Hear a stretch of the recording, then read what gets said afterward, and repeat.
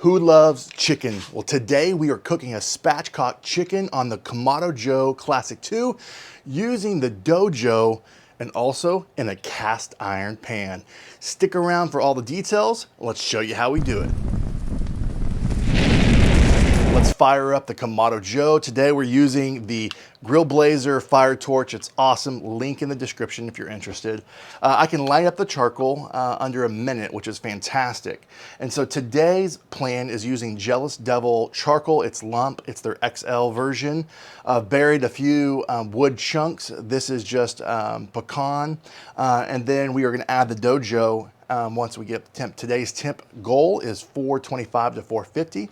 The higher the temperature you go, the more crispier the skin is on chicken. That's just something I learned over the years. And also what we're gonna do is fire this up, then place the DoeJoe on here and let everything just come up to speed with the heat deflectors. And then I'm gonna put the cast iron on there as well, and we will be ready to go.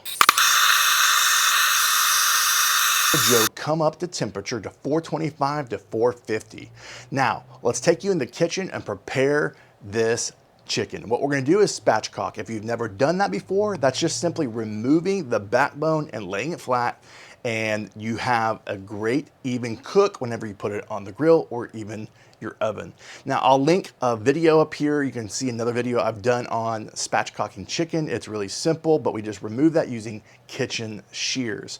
And again, we are also gonna pat everything dry, use gloves, make sure everything's sanitary. Once we do that, we are going to lay the chicken flat, and we are breast side up, and we are going to begin to use a binder. People use all sorts of binders.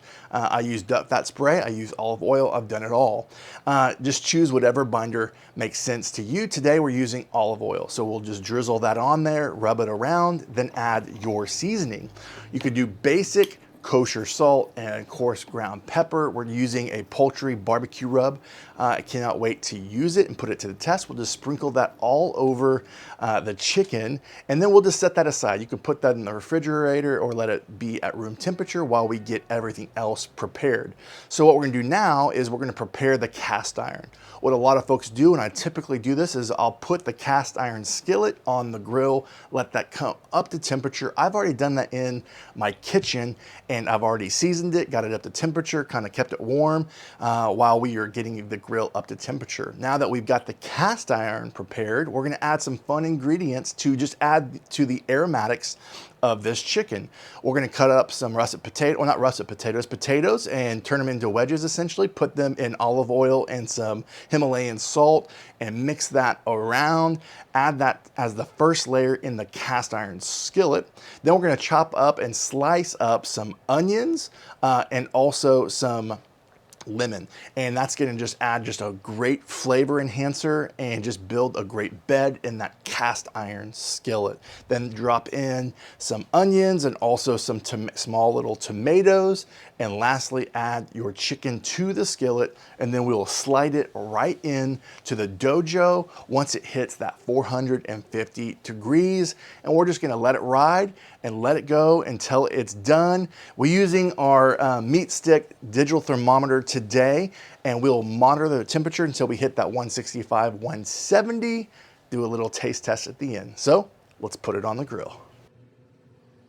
One quick note is I opened up the lid to place the cast iron because it doesn't fit just perfectly with when you got the chicken, but if you open the lid, it's got plenty of room once you lay it in the actual Kamado. So just let you know, it's not gonna slide perfectly in, but you lift the lid, you're all set. We are already at temperature of almost to 450 pretty much, and we're gonna let this ride, and I'll keep you posted. All right, we are at the end of our cook. It has been, let's see here, actually around an hour and about 5 minutes for hitting that internal temperature of 165, and again, it'll carry over.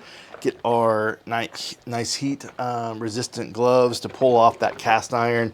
Put it on here, we're gonna let it sit, I'll bring it in so you can see it, and then we'll cut into it, do a little taste test, and a final review. We have finished it up, we've sliced into it, show you that shot of see how juicy and tender this is. I wanna see if I can get some of that skin from this and get a nice bite. Oh yeah. That rub, wow, it had a little whiskey, something else in that rub, and you could definitely taste that. It is delicious. Try some of the potatoes. Wow. This was really delicious. Seriously, let me know what you thought of this cook in the comments.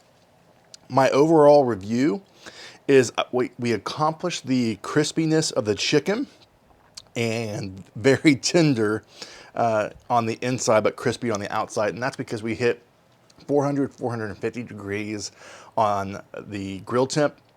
And I'm impressed that we're able to manage cooking everything through with the onions, the tomato, and the potatoes.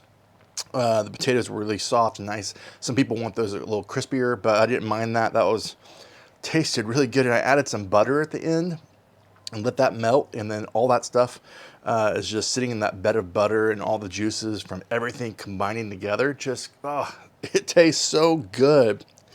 I can't wait for, this is gonna be our lunch today, and can't wait to have my wife try this. I think she's gonna love it. So friends, this is just another way to use your DoeJoe. It's convection heating, and it just does an amazing job, not just pizza, but anything you wanna bake or cook, it can do. And just spatchcock chicken in a cast iron skillet is delicious, and you can add all the aromatics you want inside that skillet and just get creative. And so I would encourage you to try this recipe or your own version of it on your grill. Even if you don't have a DoeJoe, to use a cast iron skillet and get to work. Friends, if you like videos like this, tell YouTube, let them know you know what to do.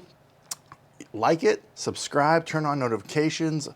And most importantly, I want to hear from you. Put it in the comments what you thought of the cook, or if you've done something differently you'd love for me to try to add just to increase the flavor profile of this recipe. I would love to hear from you. Otherwise, from my backyard to yours, less hate, more love. Good barbecue. Till next time.